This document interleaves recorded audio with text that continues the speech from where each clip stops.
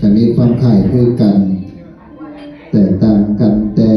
ภาษาเล็กๆน้อยๆส่วนลำดับพิธีการ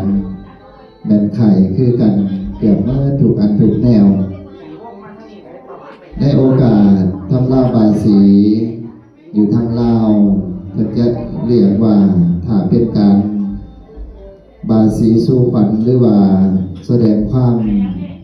ถวายพรถวายชัยมงคลให้แก่พระภิกษุสงฆ์หรือครูบาอาจารย์เพื่อจะเรียกว่าการบายสีส่วนคำว่าสู่ขวัญสู่เข่าทำขวัญจะใส่กับญาติโยมตอนนี้คณะญาติธรรมเข้ามาเด้อยับเข้ามานำเป็นทันเป็นแถวให้จบให้งามเพื่อสิได้ประกอบพิธีการทำลาบาสีสืบต่อไปการทำลาบาสีผู้ที่ถูกทำลาบาสีสู่ขวัญก็จะได้รับพรโดยเฉพาะแล้วท่านพระครูท่านพระอาจารย์ทั้งสองรูปแล้วกับผู้ที่ได้ร่วมในพิธีการทำลาบาสีสู่ขวัญก็จะได้ความเป็นสิริมงคลเช่นเดียวกันเปิดเอฟเฟกต์เอ็กโฟแล้วก็ปิดเสียงดนตรีครับ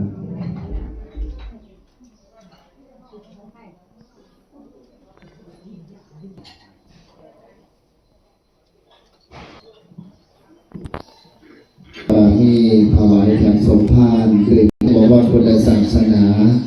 เรียกพระเดชพระคุณนี้ได้รับตาตั้งผู้ช่วยเจ้าอาวาสอยู่วัดนาแคของเราในวันนี้นั่นขอโอกาสนำพ่อแม่พี่น้องนำศรัทธาญาติโยมญาติธรรมทุกท่านได้ร่วมพิธีการเกี่ยวกับเป็นสิริมงคลไปพร้อมๆกันสาธุนะโมตัสสะภะคะวะโตอะระหะโตสัมมาสัมพุทธัสสะภะคะวะโตอะระหะโตสัมมาสัมพุทธัสสะนะโมตัสสะภะคะวะโตอะระหะโตสัมมาสัมพุทธัสสะพุทธบูชามหาเตสะวันโตธัมมาบูชามหาปัญญวันโตสังฆบูชามหาโภควะโหติโรกนัตถังอภิปูชยามา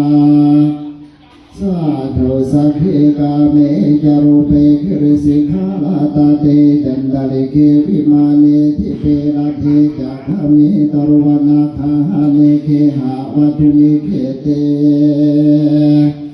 ภูมาจายันตุเทวาสารธาลาวิสเมยคาคันธพนาคานเอทันดาสัตติเกยังมุนิวารวัจนังสาทาวเมสุนันโตพุทโตเยเทวาสังฆาสมาคตามดุลาภิพยุนาเจ้าทั้งหลายไม่มีเทพบุตรเทพยุดาเจ้าทั้งหลายไม่มีอากาศเทพนาเป็นขวันเฝ้ารักษาอยู่ณภาคอากาศและกังหาสรองสัญญาบัตรพักยนต์ในการให้ปรากฏในพุทธศาสนาให้ท่านรับผู้ทวัชรัตนโอวันพระอาจารย์นพลพันธมโตและผู้ช่วยเจ้าอาวาสในวันนี้จึงได้ทำนาบาสีมีพระพันตั้งส่วนรอนเสลายกับทางฝ่ายผู้แขนสัพพะอาหารเอื้อลายหลากกันในบาปวันมาจึงได้ขอโอกาสอนุญาตอังเชิญเจ้าผู้นี้นั้นจงเสด็จลงมาสู่ราชพิธีและเป็นสักขีพยานแก่พงข้าทั้งหลายในโอกาสในกาลบัดนี้บททุกตนนั้นได้ก่อขาเถิดพุทธังอายุวัฒนังเตสิวิตัญญาวานิพานังสารนังคัจฉามิธัมมังอายุวัฒนังเตสิวิตัญญาวานิพานังสารนังคัจฉามิธัมสังฆังอายุวัฒนังเตสิวิตัญญาวานิพานังสารนังคัจฉามิขอเอฟเฟกต์อีกคู่เพิ่มแน่มอนิเตอร์ทั้งในเพิ่มเสียงให้ได้เลยโมตัสสะภะคะวะโตอะระหะโตสัม พุทธัสสะนะโมตัสสะภะคะวะโตอะระหะโตสัมมาสัมพุทธัสสะนะโมตัสสะภะคะวะโตอะระหะโตสัมมาสัมพุทธัสสะสีสิทธิภาพรหมอวันเวทวิเศษอาดิเนเตโชไกยตุภาวังสยามังคลาไม่ตีจงมีแก่นาครุเทพนุสสาคันธพายาคาเทพดาสุราสุรีนะอินพงยมมาลาสุนาคตาสุพังคลาอุตตมโจอุตตมโยอุตตมาวิธีอุตตมานาทีอุตตมาสังฆาอุตตมาเศรษฐาอุตตมาสิพิลาอินทาผัดผ่อนไตยานทั้งนวังข้าผัวพร้อมกันอยู่สอนร้อนนาติจรจันทลืออังคันเทศมหาไสหัวพาหาไปเป็นโชอุตตมโยถือมาเป็นวันดีเป็นวันดีที่อนุตตโชประสิทธิโยความราคนาพวงข้าทั้งหลายทั้งหญิงชายน้อยใหญ่อุปาสกอุปาสิกาเจ้าทั้งหลายมาพังพร้อมทุกแห่งมาเต็มคันกราบใบบูชาถวายผ่านใบสีเทมเติมปาลามีผ่าด้วยพิธีการมนติตาสักการะแก่พระผู้ท้าวัดละตาโนมนพระอาจารย์นพพลพันธามนตนเจ้าคณะตำบลเมืองปากเกศสองอำเภอปากธงชัยจากวัดนาคราชสีมาวันเดนันถือว่าโอกาสดีเป็นวันดีเป็นวันดีที่ได้เลือกได้โปรดกล่าวประทานราชทินนานามแถมถือนำมาก่อนในบวรพุทธศาสนาจึงได้มีพระพันแก้วยกย่องมาเพื่อได้ทำลามหาโจรโกแต่งตัวถวายพรญาติโยมเจ้านั่งเต่าโฮมอยู่สังร้อนตาสะอ่อนเลือนไหลหลากหาได้มากบ่ได้ผ่านผ่านไปไกลมาโฮมใจสมซื่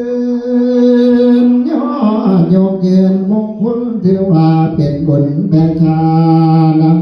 รู้ละอ่านในความดีเต็มเต็มปาลามีสมภาคได้แก่พระ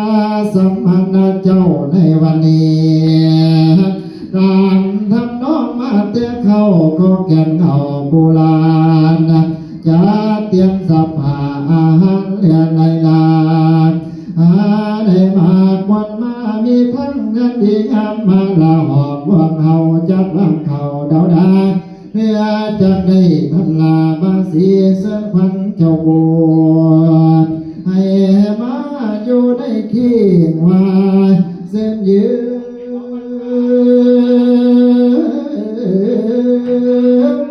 นาเชิญเอาขวัญแจ่มเจ้าไว้มาเก่าแม่นสุขี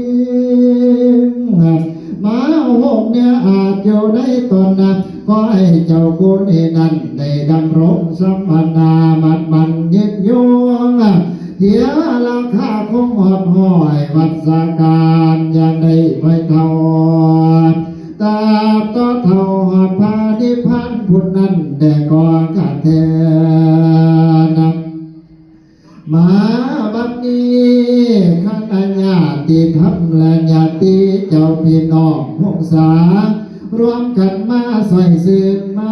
งามลดลึกใส่ดีจึงได้ประกอบพิธีการทำลาบาสีสมโภชตรงไฟมีแต่ความปราโมทสมสื่นยินดีจึงได้หาพระขวัญใบสี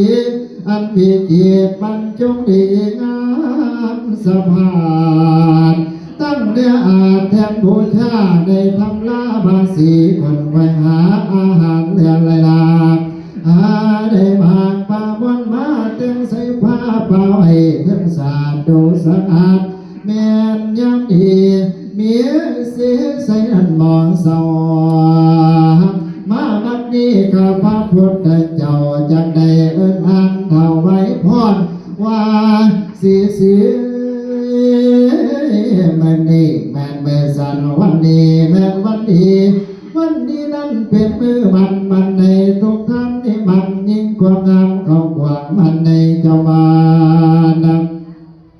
ยิ่งกว่าก้อนพระเอกมันในพระคุณเจ้านี่มันยิ่งกว่าแทนมาจวงมาจับมันในพระคุณเจ้านี่มานะ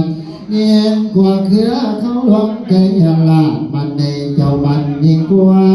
อาคาสุนตะวันมันในเจ้ามันยิ่งกว่าพระจันทร์ใสสองแก้งให้ยิ่งสองสอยามเมื่อนี้นั้นเป็นเมื่อเกิน14 ค่ำเดือนอีเล่าปีพุทธศักราชรวมมาแล้ว2568ก้าวเข้าสู่69ผ่านพรรษาวันนี้นั้นตามตำราว่าเป็นวันดีสุดขนาดวันนี้นั้นวันแสงสีสวัสดีหงพระโสริยาพงรักษาเมียเป็นวันนี้ที่อโมตาโจตองนั้นนี่แม่โตไม่จันคันไว้นี่แม่นคันไม่เกี่ยวปนหน้าโตเต็มแล้วจึงได้แต่งพระพานให้เป็นมงคลดีงามสาภาพเสื่อมความจงหาดให้มาอยู่เทียมเคียงว่ามาเยื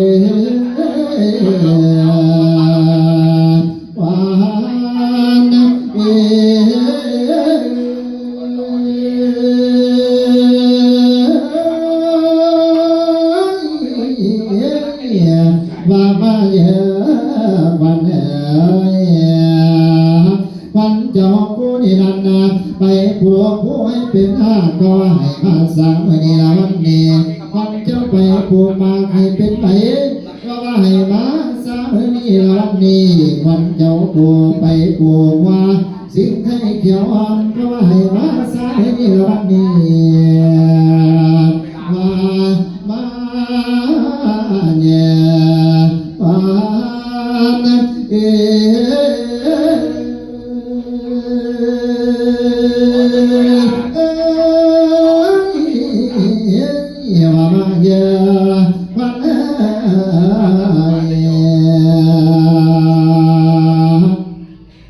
ในโอกาสบัดนี้นั้นฟงขาทั้งหลายทั้งยิ่งไส้และน้อยใหญ่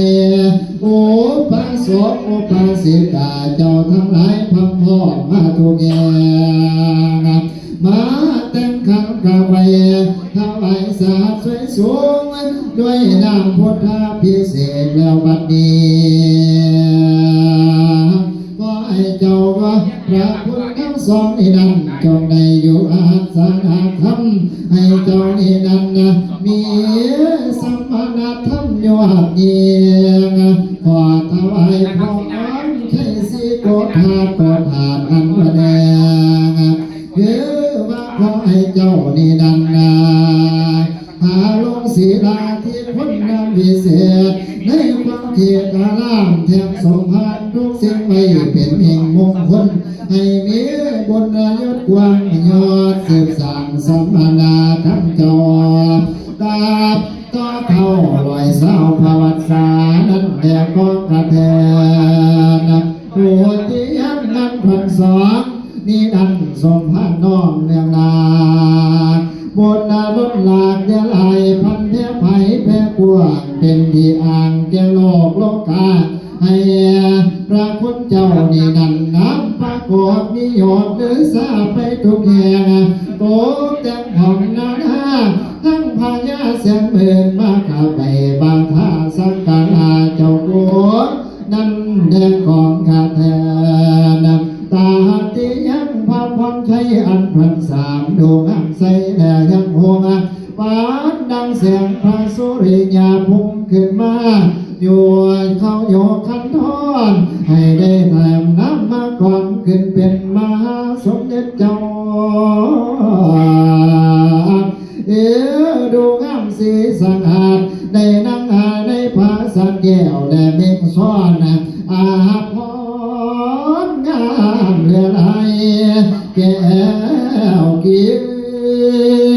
ลูกศิษย์พ่อเงินตาทั้งภาษาและต่างเลี้ยงมาไว้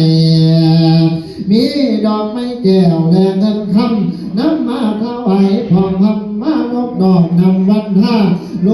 กาสังยาได้มีมาต่อให้เจ้าปูนี่นั่นได้สอนลูกน้องนั่นพอเสียขอให้ได้ถึงงานตัวสาทำตนพันเที่ยวคือว่าพระปิตากตยาแก้วทั้งสามดวงเด็ดแล้วหรือซ่านั่นแหละกองคาเทนักอย่าตุตาภาพันไทยอันพันสีให้หูแจ้งตัดสองสรญาณแถมสมพันธ์ได้เฮือกมูได้ข้ามพ้นจากองค์ข้าสงสารให้ได้ถึงสถานอันประเสริฐดูเลิศล้ำกว่าเทพาให้ได้ดังพระมหาโมคคัลลาสารีบุตรเจ้าต้นประเสริฐด้วยฤทธิ์ทรณีด้วยสวยคำมินทาลำเตือนสัทธาจากตุลาดาขวดมานุสาคุมพันขันธาปายาขาเจ้าทั้งหลายใหญ่ยังอยู่โคโมไอไปพระน้องจอมเขาแดยานามพุ่งข้ามหาสมุทรสุดแก่ในเสียงโขกจากเขาว่านให้ทายานเมืองงูมีฤทธานุภา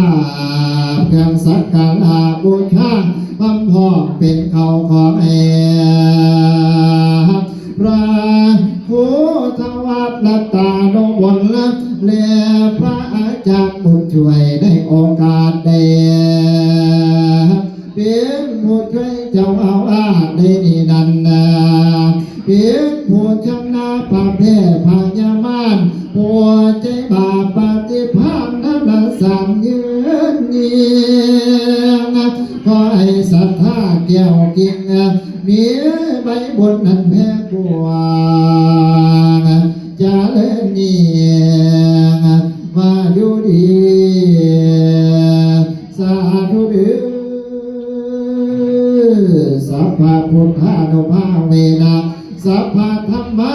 นุภาเวนะสัพพะสังฆานุภาเวนะด้วยอำนาจแห่งคุณบารตานัตไตแก้ว